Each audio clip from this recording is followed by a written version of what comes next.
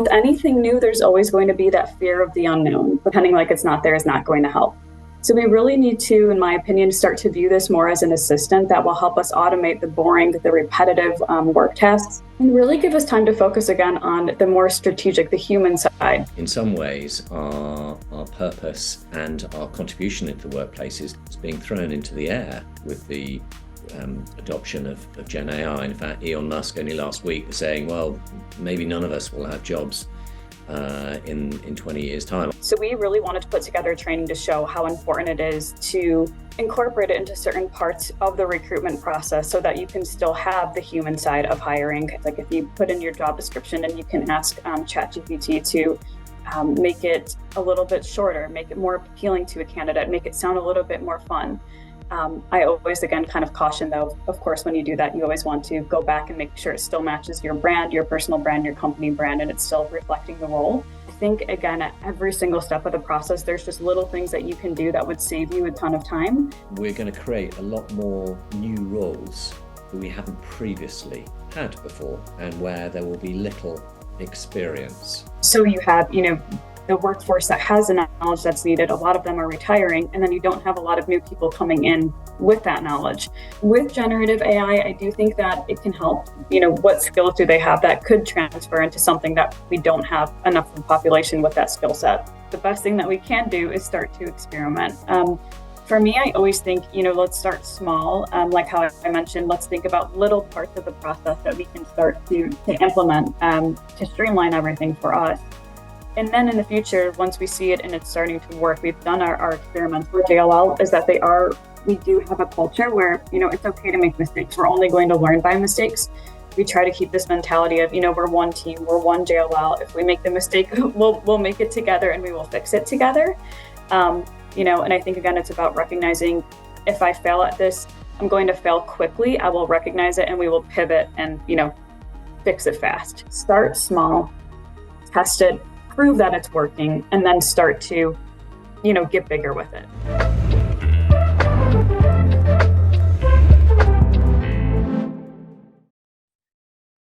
Welcome to the TA Disruptors podcast. Talent acquisition is changing faster than it ever has before. Those TA leaders who thrive and survive will be those who move quickly to future-proof their recruitment processes, and specifically those who adapt to these major shifts that are going on in the world of work caused by digitization and generative AI. I'm Robert Newry, CEO and co-founder of Arctic Shores, and today I'm very excited to welcome a TA leader who has been at the forefront in how to deal with some of those changes. JLL's Global Talent Sourcing Director, Amanda Pleasant. JLL will be familiar to many of you, but those who's not, it's a commercial real estate services company founded in the UK and now with offices in over 80 countries, over $20 billion in annual revenue, and more than 100,000 employees. It's been an early adopter of AI and buying 2 AI businesses in the last couple of years. As Director of Global Sourcing, Amanda oversees the growth and development of a global team of sources and manages the talent acquisition tech stack and strategy. She played a leading role in the company's shift towards a more tech-enabled and marketing-focused function, and has been leading a major drive to better source and attract diverse talent pools to fill approximately 30,000 roles a year. And part of our discussion will be interesting to see some of the challenges that having to recruit and fill that many roles a year causes you, but most importantly, how you keep yourself sane, I suppose, when you're dealing with that level of volume each year. But you also have a BA in psychology, an increasingly useful qualification, I think, in the world of recruitment. So on that note, Amanda, welcome to the podcast. And why don't we kick off with the first question about why do you think it's so important to foster GenAI adoption within the TA function of a company of your size and scale? Yeah, well, thank you. Thank you so much for having me. So for us at JLL, we always want to be at the forefront of technology, right? We always want to be a leader in the space. And in my opinion, if competitors are using this technology and you're not, you're behind. Generative AI is no longer a concept of the future. It's here today. It's been here for a little bit, and it's not something that's going away.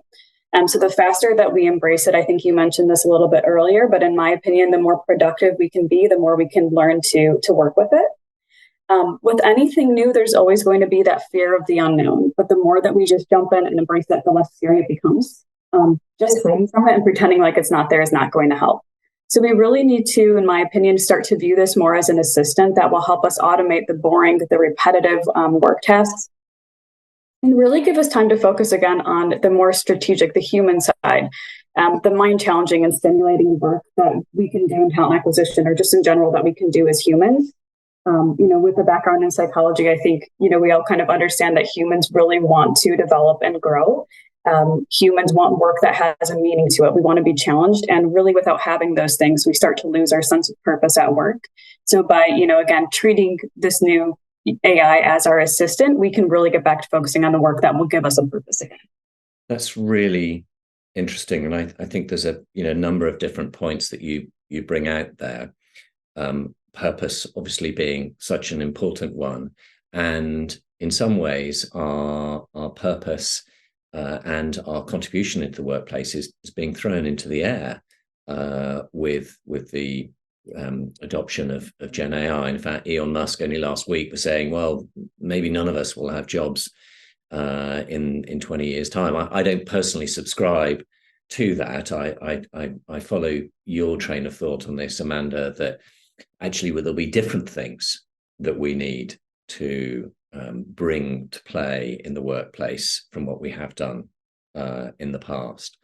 But I think I'd just like to explore a little bit more that human element piece, because there is this, on the one hand, lots of people are saying generative AI is fantastic because it's going to be able to automate lots of processes. And as you were saying, you'll be able to get more efficiencies within talent acquisition.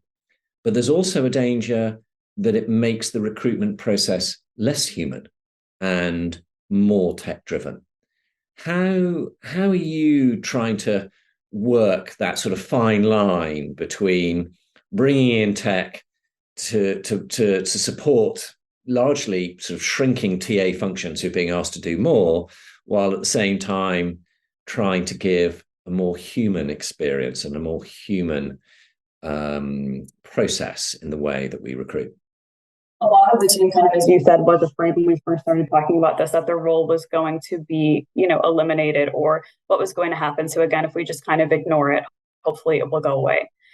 So we really wanted to put together training to show how important it is to incorporate it into certain parts of the recruitment process so that you can still have the human side of hiring. But again, like I said, kind of automate the repetitive tasks, right? So when I think about repetitive tasks that it could help with, it could be things like scheduling an interview, so that we have more time to focus on actually conducting the interview. We have time to make it a better candidate experience, right? Because we'll have more time left to spend time talking to that candidate and telling them about the process. We'll have more time, again, on the other side of that, to spend with the hiring manager, to really form a strong relationship so that you're creating a better experience with the candidates. So I think it is, again, just kind of understanding, where do you cross the line with what should we automate and what should remain with the recruiters? I think, again, when it comes to things like phone screening and having that live conversation, that should always be, a human to human interaction. I don't think it would be a very fun conversation to be talking to a robot. So I think it's trying to draw that fine line of, okay, let's use AI for something boring, like scheduling an interview, but let's not use it for something like having a conversation. Maybe we can use it as a first pass of reviewing a resume, but let's not use it to be the final deciding factor on if we move forward with this individual or not. I think you're spot on with that, and this is always the sort of difficult challenge around this, is to how to get that nuance right between freeing up the repetitive tasks, but then also doing it in a way that is fair and then giving you some more time to spend with the candidates. And I like your point about looking, I suppose, within the recruitment process for where are those repetitive tasks, and then how do you then sort of bring in some automation to that to then free up some time? And this is always the thing I always think with TA too, which is, bring in this tech, and it'd be interesting to just explore a bit how you decide what to bring in and how you work out what tech to bring in on these repetitive tasks, because I imagine you must be inundated with people coming to you with requests of, oh, Amanda, here's this great piece of tech. It's going to save you all this time and allow you to do all this stuff that you'd love to do, on the promise that it actually will, as opposed to being sucked then into managing more tech. So would you be interesting to share how have you gone about that? I think you referred a little bit to some training in this as well, but I think this is often the big challenge for TA is, okay, everybody's promising a silver bullet and a utopia where you can spend all this time talking to stakeholders, but the reality is it's quite hard to get there. So how are you able to kind of bring in? How do you think about going in within your own process and looking for those repetitive tasks and being able to find ways that tech can actually free up that time that you're looking for? And if you've got any examples you could perhaps share with us? So our group, the training that we put together at JLL, so we kind of just asked around the talent acquisition team who is really interested in this, who's excited about it. Not, of course, not the ones who are hiding a little bit, who can help us be the cheerleaders of this to get everyone excited. We put together a small global team. I think there were about 5 of us. We were, again, sitting around the world, so it was really interesting to hear about, different cultural perspectives on it as well. And then we broke down the recruitment process just really step by step. What's the very first thing that a recruiter does once they receive, the notification you've been assigned to work on this specific requisition? So we broke it down step by step, and then we created a video series based on each step of the recruitment process that highlighted how you can use generative AI to help you throughout it. The very first video that we did was just a very basic, what is AI? How can you use this? What does this do? Because I think, again, we're in here, AI, automating, all these different words, and then people are like, how does this all fit together? What are we really talking about? So video 1 was just a basic, what is AI? Where did this come from? What is everyone talking about right now? And then the second video went really into, again, kind of what I was just sharing, the first step of the process. So your rec comes in, you have to set up a meeting with the hiring manager. How can you use this to make that process better? So, for example, for that one, it was use generative AI to look up a little bit more about the role, so that when you go into that strategy meeting, the intake call with the hiring manager, you're already prepared. You understand what the responsibilities are. What the role does on a day-to-day. It can help you just gain some general market insights around, what's going on in the world. And then go to that meeting again, so that you can spend the bulk of the meeting, rather than asking the hiring manager so many questions about what does the day-to-day look like? What will they be doing? What will they be responsible for? You can spend that time really forming a stronger relationship with the hiring manager, building that relationship so that they leave there feeling, number 1, like they've established a great relationship with you. And then 2, you're already a subject matter expert on that piece. From there, then, we go into, okay, so now you've had your call, you have all the information that you need. What's next? We're going to either write the job description from scratch or edit a job description that you had. Again, how can we use AI to help us throughout that process? And again, it's just simple little things, like if you put in your job description and you can ask ChatGPT to make it a little bit shorter, make it more appealing to a candidate, make it sound a little bit more fun. I always, again, kind of caution, though, of course, when you do that, you always want to go back and make sure it still matches your brand, your personal brand, your company brand, and it's still reflecting the role. But just little tips like that to create a better job description.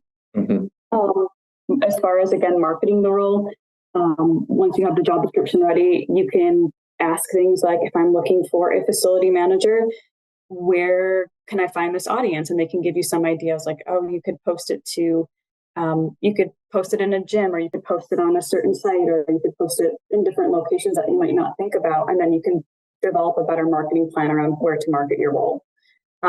I think, again, at every single step of the process, there's just little things that you can do that would save you a ton of time. We use it a lot with sourcing as well. So again, writing those outreach messages. And I think this is a really good example of what we were talking about before, about how you can use it to save you time, but still humanize the process, where, you can use it to fill in some things, like so that you don't have to write every single time. It's nice to see that you work at X company. It can help you kind of fill in some of those gaps. But you also, again, always want to take it back and add your own human touch in there to make it feel more personalized for them. But yeah, so we broke down every single step of the recruitment process, from when you get the role, to posting the role, to marketing the role, to sourcing on the role, to extending the offer, to all of that throughout the entire recruitment process. And we just gave tips around how you can use it to, again, save you time. Absolutely. Yeah. That's really fascinating, Amanda, and really useful. I think, what you've done in your team for many others to consider as well. I really like the way of building out your own videos and breaking down the process and doing it yourself, and actually really thinking, first of all, what does our process look like? How can we use AI and start experimenting with it before we start inviting, big tech players to come in with, super duper solutions that are going to change our lives. A couple of thoughts that sort of sprung to mind on that I think, people would be interested in. First of all, I assume you did say ChatGPT. So have you sort of put your flag to the ChatGPT mast rather than using any others, just because that's what everyone's talking about, or was it actually a conscious decision to use ChatGPT? So I think a little bit of both. I think number one, right, it's available, and at least within JLL. So you mentioned earlier in the call that JLL has invested in some AI tools. So one of those tools is we have JLL GPT, which is essentially JLL's own version of ChatGPT. So for us, logically, it made a lot of sense, right? This tool is there, it's available, it's a free resource, everyone can use it. So for us, it really made sense to go that route, which is why I guess most of our training was focused on that part. Yeah, great. And I think that makes sense. If it's free, it's easy, it's open source, that's what you're trying to encourage people, which you were very clear about. That's why you're introducing the video series. It's out there. We need to get familiar with it rather than making it too complicated for people. And I really like the way that you were saying, look, here's some examples of how you can use it. So you had this small global team of 5 people. You really thought carefully about where it can be used. You created the video series, and then was it sort of left to people to really start experimenting and starting to use it? How did that go after you created the video series? Did you get some people that just loved it and other people who just thought, oh no, this is too scary for me? Yeah, we did have a little bit of both, but we definitely wanted to make sure, we communicated it. So we have once a month, we have a global all recruiter call, which basically recruiters from around the world will join this call. They hear updates. So we did a little teaser of the videos, and said, this will be coming out. And, we over the next couple of calls, we would just kind of tease it so that everyone got excited about it.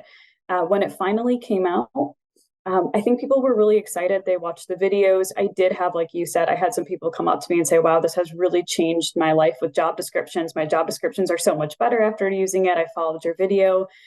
We had other people who I think not so much were as afraid of it anymore, but were more curious. Like, can you screen share with me and just show me how you did this? Or, this is the prompt that I used within ChatGPT or JLL GPT.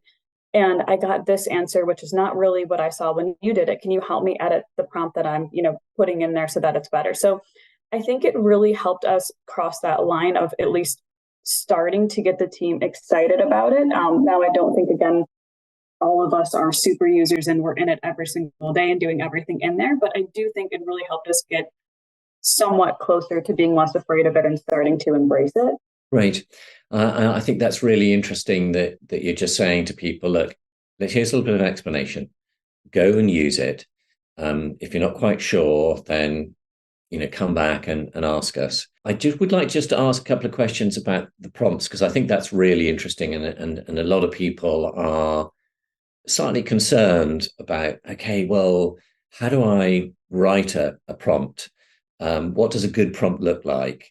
How do I know? And this is I know one of the big questions that comes about.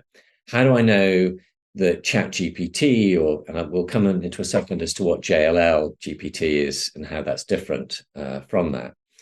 But how do I know that it hasn't introduced some sort of bias in there, and that maybe my job description now has ended up being very much from a Western US male centric job description because I've used the word engineer, for example, as opposed to, what you're trying to achieve, which is, to open up a diverse pool. So are you able to share any kind of lessons and learnings you got from how you started experimenting, I suppose, with some of those prompts and dealing with some of those worries that people have?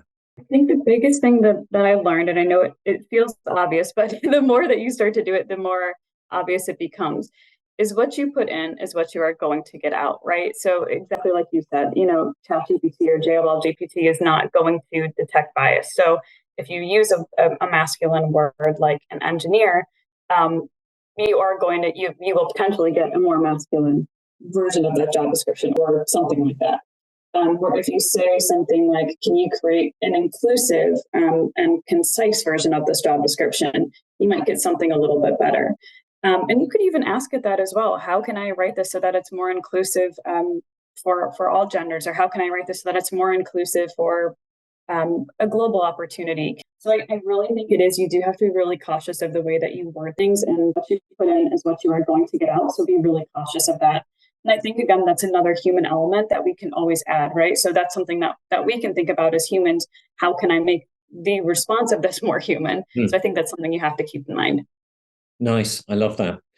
And I think, what you've shared is for people to really think about Gen AI as if it was an assistant, as if it was somebody that you would be asking for help, rather than we're so used to entering something in, it coming out, and almost that being like a calculator. We punch a bunch of buttons, out comes the answer, and we don't normally think about interrogating that answer and perhaps saying, well, actually, how could you make this shorter? How could you make this more inclusive? And I think that's clearly what you're sharing from this, is you've got to really think about it almost in a human way, that it is an assistant, and how can it assist you to be more human, rather than more robot driven. Exactly. Around And this. it's funny. I've seen some like memes or people talking about it on social media. That's like, I've begun to think of it so much like an assistant that I'm saying thank you and oh, I'm so sorry for my typo. And I've Yes. caught myself doing something like that before, where I'll say, can you please tell me how you would reword this? Thank you so much. And it's funny because I really do. I think about it as my little assistant. I think that's brilliant, and actually people shouldn't be worried about that. And actually what I've heard a few things, seen a few articles on this, is that you get a better, more human response from it by being more human, by saying please, by saying thank you. That the designers of I think particularly in OpenAI have used that as a way of being, oh, okay, this person is clearly more friendly, and so we're looking for something that's more friendly in its approach there, and that's that's great. And I think that's it's not normally people's interaction with a machine, as it were, and the more that you get your mind around that, it clearly the better the results that you get. It'd be useful just to share a bit. You mentioned JLL GPT. How does that differ from the normal? Have you somehow created your own guardrails or your own special little setup of it? So JLL GPT is really it's a partnership that we have with ChatGPT, where it's very similar. It looks alike, but with some JLL branding in there.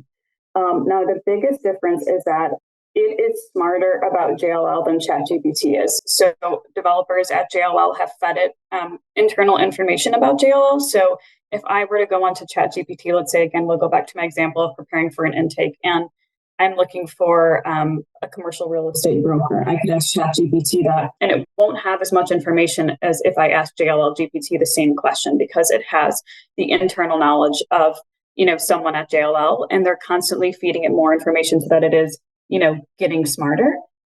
Which again, for internals, it's been extremely helpful. It's really been game changing and helping us understand JLL better. So that's really the main difference there. Oh, I love that. And I think it's really interesting that probably a lot of people haven't considered. I mean, it's the advantage when you're the size of JLL and the scale that you are, that you can leverage that.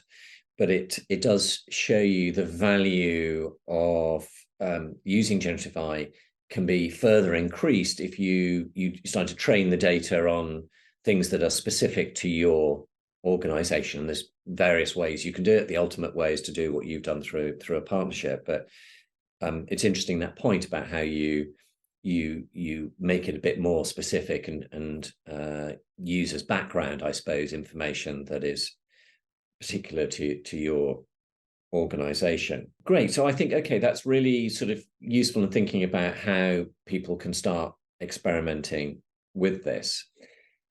One of the things that it lends itself now, a lot of people are talking about with the rapid acceleration of generative AI, is that we're going to create a lot more new roles that we haven't previously had before, and where there will be little experience in the marketplace. And it's a term that people use called skills-based hiring, starting to think, okay, well, if there isn't much skill set already, that's hard skill set around this, then how do we recruit for those roles and make it a bit broader? Are you starting to see skills-based hiring coming into play now as part of this thinking about, okay, how do we hire differently? So there's an element of, yes, we can use this to just make our lives a little bit less repetitive, but there's also a broader impact around this too, and I imagine JLL is going to be creating all sorts of tech roles that you haven't previously had. And so are you thinking a bit about skills-based hiring and how that might come into play in a different recruitment process as well? Yeah, so we have been focused on skills-based hiring for a bit. And I do think with generative AI, it will hopefully become easier and easier to do this, right? I think, as you said, with this new technology, there's going to be roles that we've never had before. There's also, for us specifically, JLL focuses on commercial real estate services, and a portion of that is facility management. One of the biggest things that we've seen is, with hiring for skilled trades talent, there's just not as many people that are going to school for that anymore. So you have, the workforce that has the knowledge that's needed. A lot of them are retiring, and then you don't have a lot of new people coming in with that knowledge. So for us, we have been focused on skills-based hiring for a while, again, just to think about, being more inclusive of these roles, but also a huge issue for us is trying to find that skilled trades talent. With generative AI, I do think that it can help. So one example, and I have this is in our video series, is today we used JLL GPT to help us, assess a candidate. So for example, and I don't think it was 100% there, just me being totally honest, but for example, one thing that I did, I uploaded a job description that we had for a facility manager, and then I asked it to assess me for the role based on my LinkedIn profile. Now, again, I don't think it was 100% there, because it said that I was a good fit, but which I don't think I'm qualified for that role. But on the other hand, it actually used a completely skills-based approach. So what it came back and said was, well, based on Amanda's been in a leadership role, so she does have, leadership experience. She knows how to motivate a team. She knows how to collaborate with others. She could use, these different skills. She's used to working in a fast-paced environment because of her recruitment experience. So it was assessing some of the skills that I had listed on my LinkedIn profile, and it was using those to highlight how I could be a fit for a facility manager role. And then it said, but in order to fully determine this, you may want to ask Amanda some questions like this. And it actually populated interview questions that you could ask me to further assess me for the role. So I thought that was really, really interesting. Again, when we think about the future, how could we incorporate more of that to look at talent that we have today, and what skills do they have that could transfer into something that we don't have enough of a population with that skill set. We've also thought a lot about this with internally. Internally at JLL, we've been really focused on creating a way for internal talent to flag that they're open to new opportunities so that we can match them for internal jobs. I think, again, we're still working on it and we're still getting there. But in the future, if there was some AI powered way to have it focus completely on the skills of that individual. So, again, not whether they've been a facility manager or not before, but if they could assess the internal skills and say, based on these skills, they could be a fit for this. Can we open up the pool and consider them?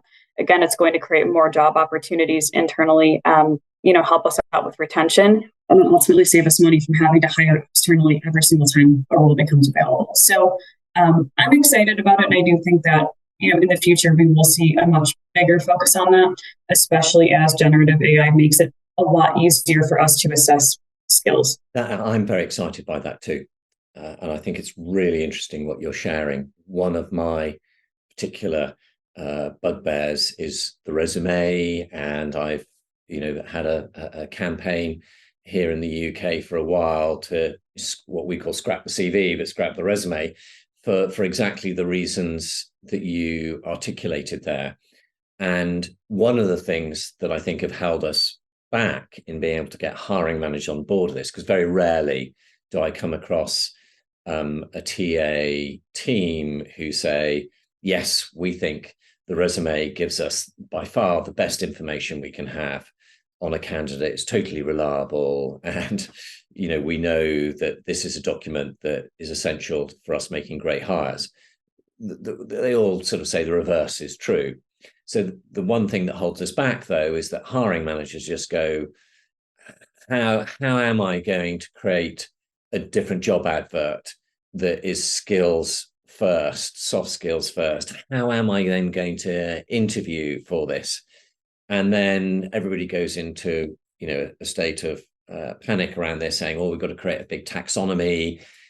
Actually, there could be a simpler solution, which is what you've just described, which is, well, go and put the job description in there, go and ask ChatGPT, in your case, JLL GPT, to say, well, how could I assess some very different candidates for this that don't necessarily have specific hard skills, but talk about they've got good project management, able to deal in a fast moving. And I like the way, you used your own LinkedIn profile just to bring out some of those key skills that actually could be just as well for a demanding facilities manager role where you might having to be dealing with a lot of things, and you can train somebody up. So I think that's incredibly exciting. Are you actually starting to roll that out, or have you piloted that anywhere? Have you experimented that anywhere, or is it something that is possible and you're just testing out at the moment? I think a little bit of both. We're experimenting with it a little bit, I think, from a recruitment perspective or from a sourcing perspective. So again, as you know, I manage a team of talent sourcers. So we've experimented with it a little bit when we're sourcing. If we're, maybe like, I don't know if they're 100% a fit for this role. Let's give it a try and see what it says to help us prepare for when we do, we phone screen the candidates. We have a little bit of a shorter conversation usually than a recruiter does. We do like a qualified, interested, available QIA type of conversation with that candidate. So let's use this to help us, prepare for that QIA conversation so that before I submit this candidate to the recruiter or to the hiring manager, we know that they're a really good fit. So we've been experimenting with it a little bit there. So, some of the individuals on my team that are really excited about this have been trying it out. And then to your second point, again, I think we know it's there, and I think we would love to expand it further. I don't know that we're ready for it just yet, but I would love to continue to explore it and see where we can get to in the future.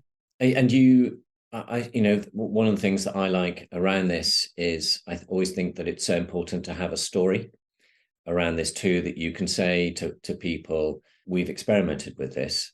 And if you start going skills based hiring first and you're not looking at the resume, a lot of hiring managers think that the sky is going to fall in if you're not using the CV. How will I ever know? And the reality is that you can find some great talent out there.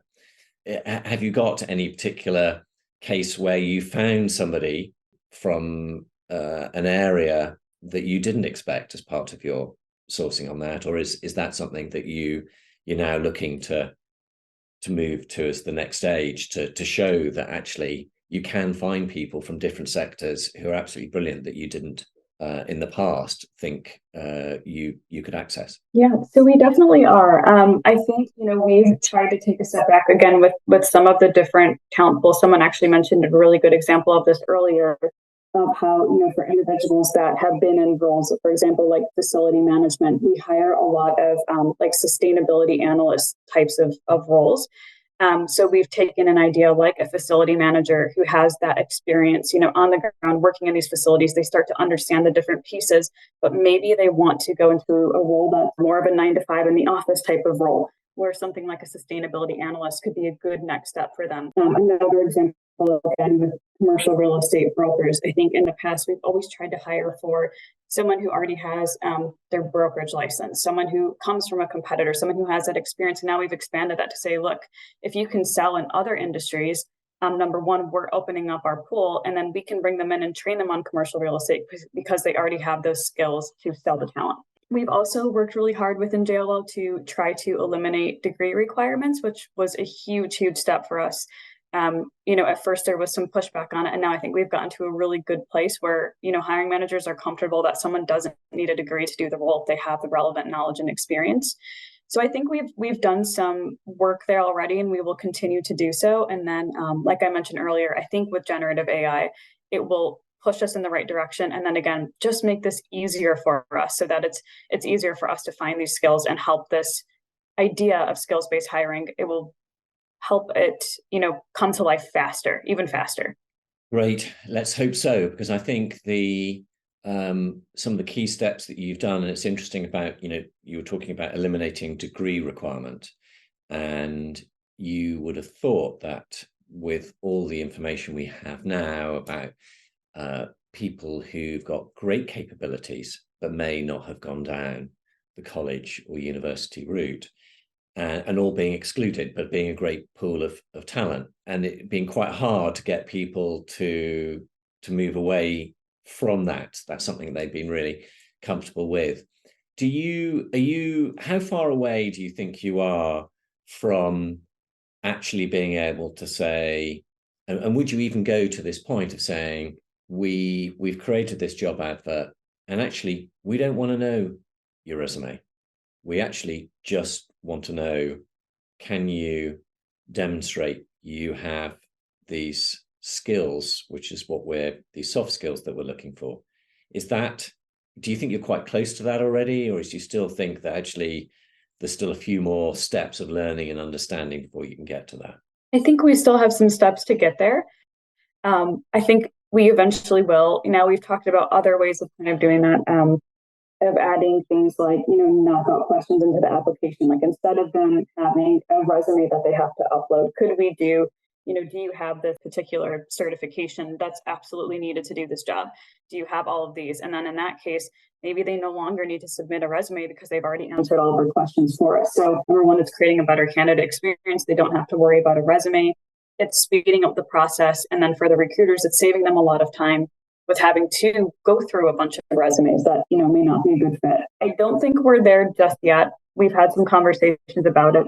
I see us heading that way in the future, but I think we have a ways to go. Great. And I understand that. And like all these things, you have to do small steps each time to get buy-in and prove it is before, making it ultimately what will be the big step here, which is to say, you know what, we're just interested in what your potential and capability is, rather than necessarily what you've done in the past. I think some interesting things that you've shared around that about, well, perhaps we can come up with knockout questions. And I suppose what you're really saying around this, Amanda, is that you need to just experiment and be happy. And it'd be great if you can sort of share, I suppose, some tips that you might have for other TA leaders who are listening into this, thinking, how do I start on this? It just seems so much stuff that I have to do around this. And everybody worries about, what happens if I make a mistake and I adopt something that then is a disaster? And then, the business is going to come back and say, what were you doing? It seems as if you've been able to set up a bit more of a let's try and learn, but let's try and learn in a safe way. Is that, have you been given that remit, I suppose, by your senior team to say, it's okay, Amanda, you can experiment, and if you don't quite get it right, that's okay, because that's the only way we're going to learn? I think, number one, again, hiding from it and pretending like it's not there is not going to help anyone. So the best thing that we can do is start to experiment. For me, I always think, let's start small. Like how I mentioned, let's think about little parts of the process that we can start to implement to streamline everything for us. And then in the future, once we see it and it's starting to work, we've done our experiments, then let's take it bigger. For me, one of my favorite parts about working for JLL is that we do have a culture where, it's okay to make mistakes. We're only going to learn by mistakes. We try to keep this mentality of, we're one team, we're one JLL. If we make the mistake, we'll make it together and we will fix it together. And I think, again, it's about recognizing if I fail at this, I'm going to fail quickly. I will recognize it and we will pivot and, fix it fast. I think for us, that's really been the biggest thing. But I think, it's really smart to just start small, test it, prove that it's working, and then start to, get bigger with it. For me, I think it's just a lot easier to always kind of start with the small things and then get bigger as you go. Brilliant. Great advice. Thank you. Is there, having, this is obviously very fast evolving scenario at the moment. There's new stuff that seems to be coming out all the time about generative AI. So I suppose I've got a sort of couple of final questions for you around this. One is there anything that concerns you at the moment, things that you think, actually, I'm a bit worried about this area of generative AI and what this might mean for recruiting?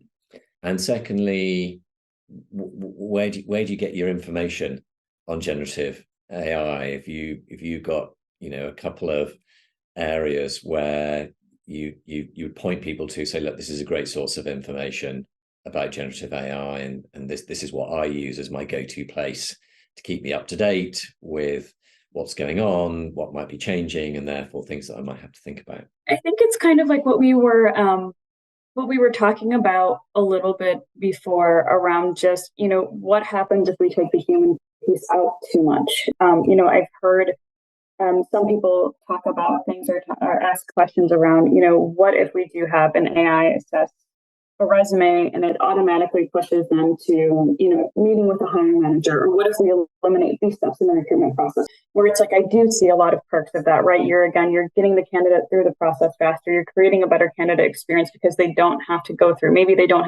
that middle point of having a recruiter.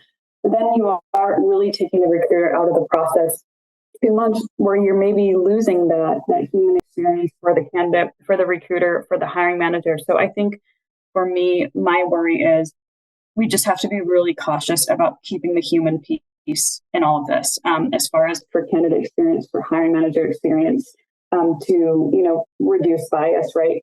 I think in general, humans are what we need in order to make this a more human process. Hiring is a human process. So I think that would be my only concern for it. Nice. Really like that. And I think that's it's a good point, saying to people that you've embraced that generative AI is out there, can add a lot of value, but at the same time you're saying we have to be cautious.